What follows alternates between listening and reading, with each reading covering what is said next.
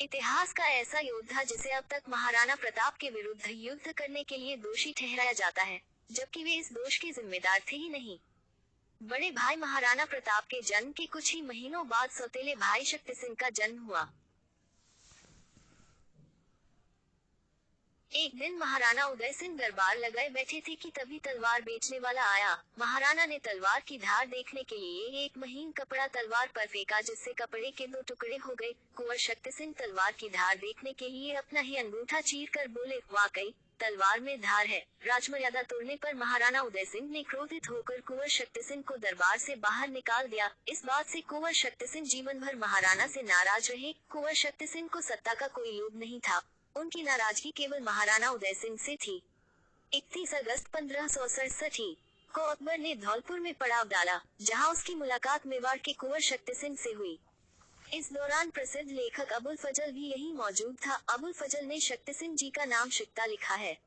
अबुल फजल अकबरनामा में लिखता है, शहनशाह ने धौलपुर में पड़ाव डाला। यहाँ उनकी मुलाकात राणा उदय सिंह के बेटे शिकता से हुई।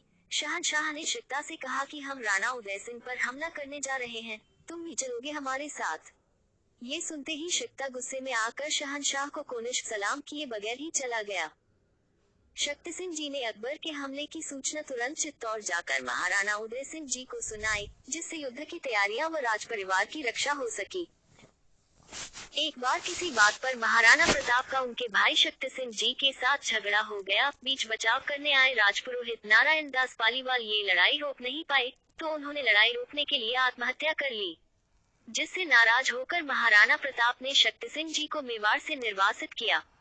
शक्ति सिंह जी 1572 से 1576 तक डूंगरपुर रावल आस्करण की सेवा में रहे। फिर अपने उग्र स्वभाव के चलते डूंगरपुर में किसी जगमाल नाम के मंत्री का वध कर देने पर इन्हें डूंगरपुर छोड़ना पड़ा और ये मुगल सेवा में चले गए। शक्ति सिंह जी के सिर्फ मुगल सेवा में जाने का वर्णन मिलता है, लेकिन मुगलों की तरफ से इनके एक भी युद्ध लड़ने का कोई प्रमाण नहीं मिलता। शक्ति सिंह जी मुगल सेवा में कुछ महीने ही रहे थे। हल्दी घाटी युद्ध में शक्ति सिंह जी ने मुगलों की तरफ से भाग लिया ही नहीं था। यदि भाग लिया होता तो युद्ध में मौजूद अब्दुल कादिर बंदायूनी उनका नाम जरूर लिखता। युद्ध के अंतिम क्षणों में शक्ति सिंह जी ने बनास नदी के करीब पहुंचकर महाराणा प्रताप के पीछे आ रहे खुरासान खां और मुल्तान खां को मारकर अपना घोड़ा महाराणा प्रताप को भेंट किया। शक्ति सिंह जी ने क्षमा मांगी और महाराणा प्रताप के साथ मिलकर स्वामी भक्त चेतक की अंतिम क्रिया की। हल्दी घाटी युद्ध के बाद शक्ति सिंह जी ने भींड के पास स्थित वेंगड़ दुर्ग पर तैनात मुगलों को मारकर विजय प्राप्त की। वेंगड़ से शक्ति सिंह जी ने भैंसरोडगढ़ दुर्ग पर चढ़ाई की। भैंसरोडगढ़ में तैनात मुगलों से लड़ाई हुई, जिसमें शक्ति सिंह जी विजयी हुए। शक्ति सिंह जी उदयपुर में महाराणा प्रताप से मिलने पहुंचे, तब ये दुर्ग उन्होंने महाराणा को भेंट किया।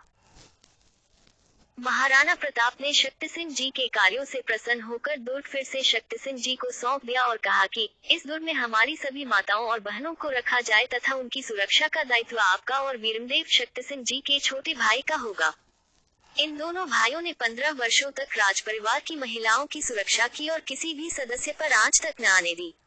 दशोर वर्तमान में मंदसौर के मिर्जा बहादुर ने भींड पर आक्रमण किया।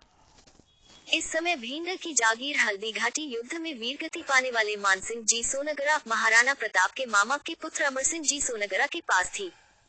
अमर सिंह जी सोनगरा ने शक्ति सिंह जी से सहायता मांगी, तो शक्ति सिंह जी ने मिर्जा बहादुर को पराजित कर भींड की रक्षा की।